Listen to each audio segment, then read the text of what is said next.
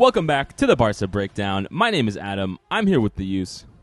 What's up, guys? Smash that subscribe button if you're excited about this preseason, all the things And that means happening. all of you should, right? If you're on podcasts, Yes. Spotify, or Apple, please go to youtube.com, search Barca Breakdown, and subscribe to our channel. We would love the support. If you're a YouTube fan, please hit that subscribe button. Turn on notifications. Use, take it away. Let's get into that game from yesterday against the New York Red Bulls, in which we won 2-0, and I was pretty happy with our general performance. But let's go into the starting lineup for that game. As we saw in the front three, we had a Raphinha, Lewandowski-Dembele, front three, and then in the midfield, Gavi, Busquets, Frenkie de Jong. Backline, Alba, Garcia, Christensen, Araujo, and of course we had Ter Stegen in the net. And so before you go into it, Use, Uh-huh. I think the important thing that we want to cover is how do we take this, our last preseason game before the Joan Gamper game, and then we have Rayo the weekend after, which is 2 weeks away. How do we take, this game and the last 3 preseason games and try and extrapolate what Xavi is going to line up for La Liga this season? It's a little bit hard because Koundé isn't here, but I think there were some glimpses in this game that will give us insight to how we might start in La Liga. And so, yeah, take it away. I mean, that front three of Dembele, Lewandowski, and Raphinha was pretty sick. Yeah, I really enjoyed it, and to think that this is what I've been saying this over the last few videos. In my preferred lineup for the forwards is Raphinha, Dembele, and Lewandowski, because I had thought having so many crosses from those players into Lewandowski, who is just an astounding striker, would have panned out very well, and we saw that in yesterday's game, right? I think the first goal that came from Dembele was a result of a connection between Raphinha and Dembele, in which Dembele was on the left side, he passed the ball to Raphinha, and he crossed over and received the ball back and was able to score that goal from the right side. But the highlight of this is having Dembele and Raphinha was so dynamic. They were able to switch sides at different times. They were both able to play the ball in there and make crosses into the box. They were both finding Lewandowski in the middle, who was beautifully placed in many positions for many shots at time. He had a header early in the game that was blocked by the goalie, which was okay because with Lewandowski playing these games, watching him play has given me so much confidence that we are going to be able to score coming into this season, because he just knows where to be at the right time and he's lethal at it. And even though he couldn't make a goal in any of those preseason games, I'm not worried about it. He just looks so good. He looks on point. He looks so fit. I think the thing for me, right, which is where you were going to go there, is that the good thing about Lewandowski is he's really trying to build the play up, right? He's not necessarily just being a poacher who's in the box just waiting for opportunities, because we've seen when you have someone just up front, kind of like Aubameyang was at times last season, defenses can kind of crowd the middle and it makes it hard, but Lewandowski's able to come into the midfield at times, get the ball, he's able to play between Raphinha, Dembele, with Frenkie, etc. And so I'm really excited about that. Like you said, his finishing touch isn't there, but I would say this is a different lack of goal scoring early on than like Griezmann had, because I remember with Griezmann there were a lot of shots from outside the box. He wasn't hitting the net right, and even all of last season between all of our forwards, especially Dembele, we were upset about shots but not shots on goal. And I think almost all of Lewandowski's shots have been shots on goal, right? He's either getting saved by the keeper or he's hitting the crossbar, and so I know with time it'll come, and I'm very excited to see how he plays. I think you were spot on with Dembele and Raphinha. It was very cool to see Xavi switch them sides, and that's kind of how we got that first goal. I think overall, one thing I'm happy about, and I wasn't exactly sure, with Dembele, he's a bit of a mercurial character, and we hear a lot in the press about how he can be a little bit of a locker room issue or that he has an attitude issue, and so I wasn't exactly sure how he was going to receive Raphinha, because really, at one point, right, Raphinha was signed to be his replacement, but they seem to have a very good connection on the pitch. When Dembele scored, the first person he went to hug is Raphinha because he gave him that nice assist. And throughout that whole first half, I saw a lot of times where Dembele would cut inside and he was able to pass it off to Raphinha in hopes of making chances. I think, in addition to that, as we kind of transition to look at the midfield, when Raphinha did cut inside, I saw a lot of Frenkie de Jong moving up to that front right wing area to try and, get in the box, overload it, give, possible outlets for whoever crosses it in. And so I was happy to see Frenkie start in the midfield, right? We got a little bit of fake news before the game that showed Frenkie not starting, and that was really worrisome to me because, as we all know, in the last few games in the preseason, he's been played at center back, which, we could chalk up to, okay, we have too many midfielders. Frankie's the one who can play there. Xavi wants to give people time. But finally in this game, you saw Gavi, Busquets, and Frenkie de Jong. And I think as we look forward one of the interesting things for us is going to be is like who ends up being that starting midfield three, right? Because I think so far Gavi, Pedri, and Busquets have had a lot of opportunities, but I don't always feel really enthused to see Gavi and Pedri as those two midfielders with Busquets. And I thought Frenkie de Jong today kind of showed the profile he has that's a little bit different than Pedri and Gavi, where he's able to run into the box without the ball and try and just pull off defenders, pull off right or left backs, etc. So yeah, what did you think about the midfield use?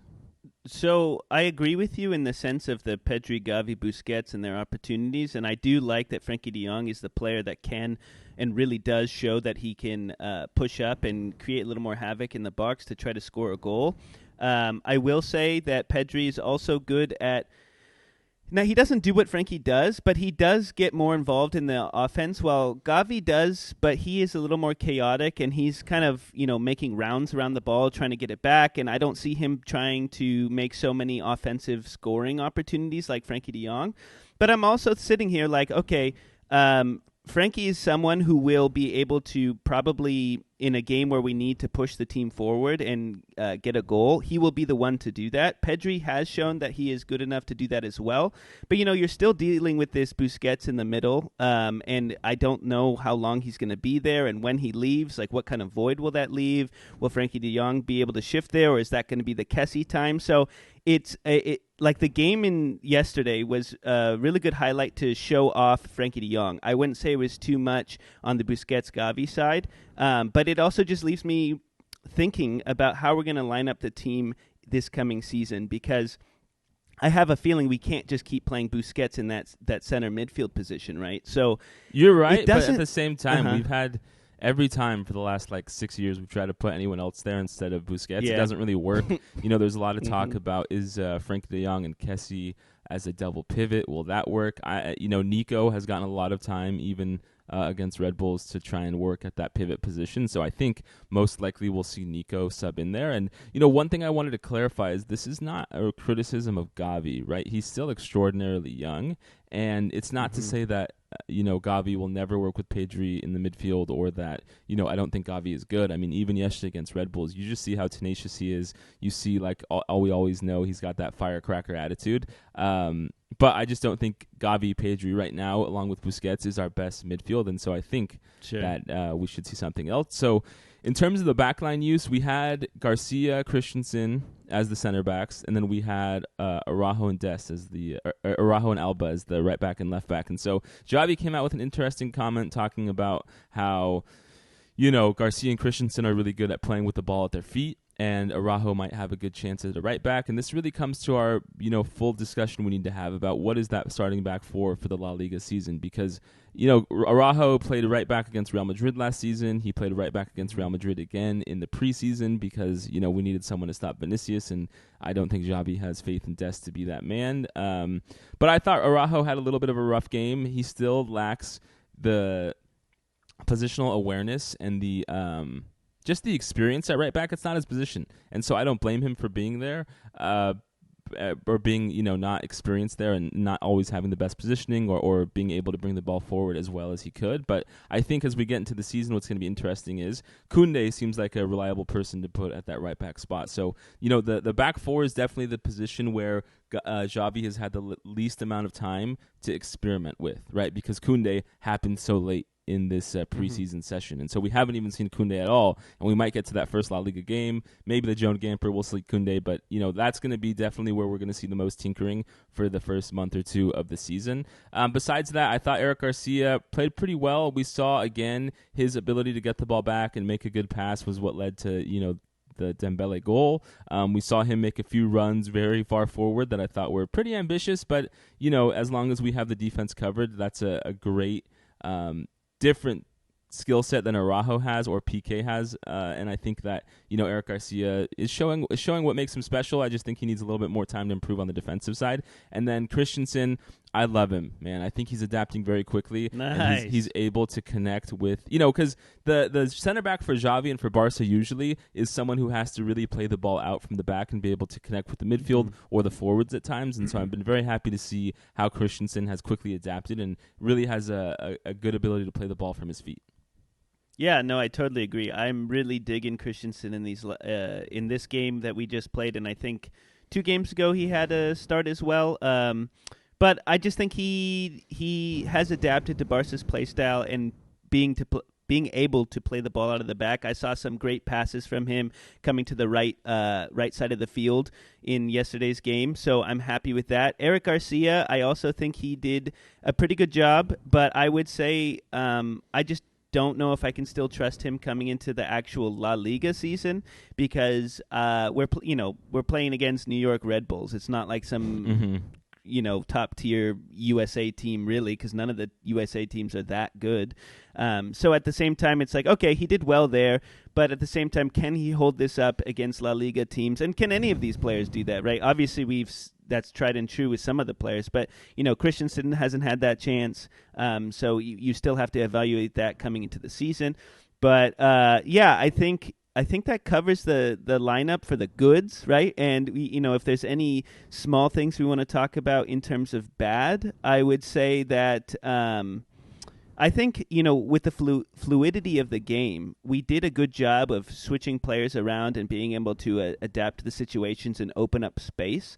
But I also think there was a little too much of that in like, for example, you said earlier, like Garcia running up way too far. I think he was out of position a few times. I know you had some criticisms just there a second ago about Araujo's positioning as well. So I think with some of these players just trying to figure out and have a little more freedom in the game and trying new things out, it was good for them. But at the same time, if that carries over and it becomes too chaotic in the future in some of these games, I think that could be bad. We definitely got to get.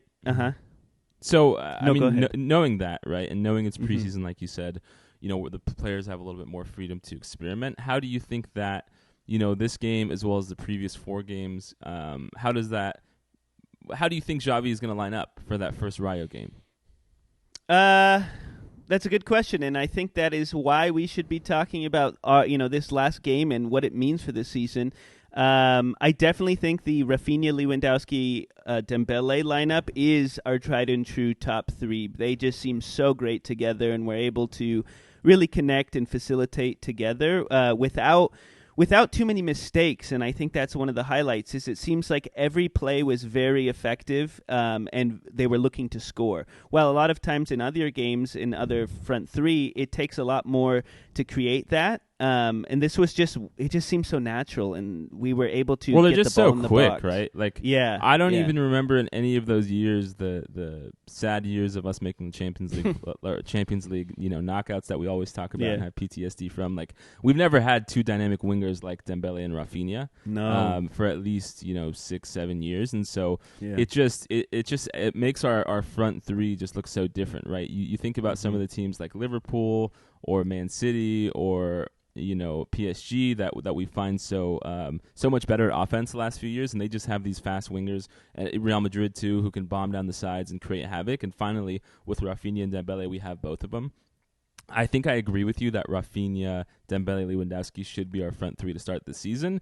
But I wouldn't put it past Xavi to, sprinkle in Ansu Fati or Ferran Torres once Ferran Torres is back pretty quickly, because I think he wants to give them a chance and see who's doing better. I think he, will want to kind of fuel the flames of, that Raphinha-Dembele competition to try and get the best out of them. What do you think about midfield and the center backs as we wrap up here? We have to have Pedri, obviously. I think that is 100%. Now the question is, if Frenkie and Gavi both have space at the same time, right? Because I feel like we're going to certainly start Busquets. That's what I'm saying. So I think it might be Pedri, Busquets, Gavi. To be honest, I mean that's what I feel Xavi's leaning towards in this season. But it'd be, I mean, I don't even like that though. I want Frenkie de Jong to be playing. It'd be ridiculous to have Gavi starting over Frenkie, but Gavi's usually on the left side of the field, and Pedri's usually on the right, and Frankie's usually on the right? So, like, there does seem to be somewhat of a conflict there, and I think he would definitely start Pedri in that position over Frenkie as of now. That's not too... that's a hard one, man. I really don't even like talking about that. It just doesn't make me feel good. I think for sure we're going to have Pedri, Busquets, and Frenkie de Jong to start the season. That's my opinion. certainly. And I think, Gavi, Kessie, and Nico will get their time to sub in. I think, Xavi, one thing I'm going to look for him this season is to be a little bit more loose with subbing Busquets and trying to put in Nico with how much time. I think almost every game this season he's put Nico in that CDM spot. I think we'll see, hopefully Busquets gets some more rested legs, because every year for the last 5 years we've been talking about how Busquets is getting older, and that's only more and more true now, right? And then in the back line, in my opinion, we're going to see Alba, Christensen, Araujo, and Koundé. I think that's eventually where we're going to land in the first month. But I don't know if that'll be the lineup in the first game of the season. I could see us going Alba, Garcia, Araujo, and Dest. I could see that as being our starting, because, we're very comfortable with those players, and I think there's more of a clear slot in. What about you? I don't think Koundé is going to start this game. He'll probably sub in the first game just to get some, minutes in and see how he fares. Araujo. Did you say Araujo Christensen or Garcia? I think Araujo Christensen is what I want to see with Koundé right back, but I think Araujo and Garcia will probably start the first game against Rayo. I think you're right about the starting there, but as more time for these players comes, I think Christensen might be favored a little bit more. I think he did a great job. Eric Garcia is just favored at the moment, and of course Araujo's just like a stud no matter what, so I think that'll be a starting player. Alba, we don't really have a choice, although Balde seemed to get some praise in this last game. Yeah, we have to shout out Balde. Sure. But I don't think that's going to be his defining moment to snag minutes from Jordi Alba.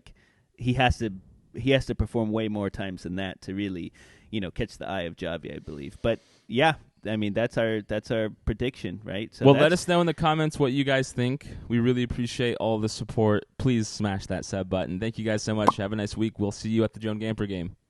Thanks, guys.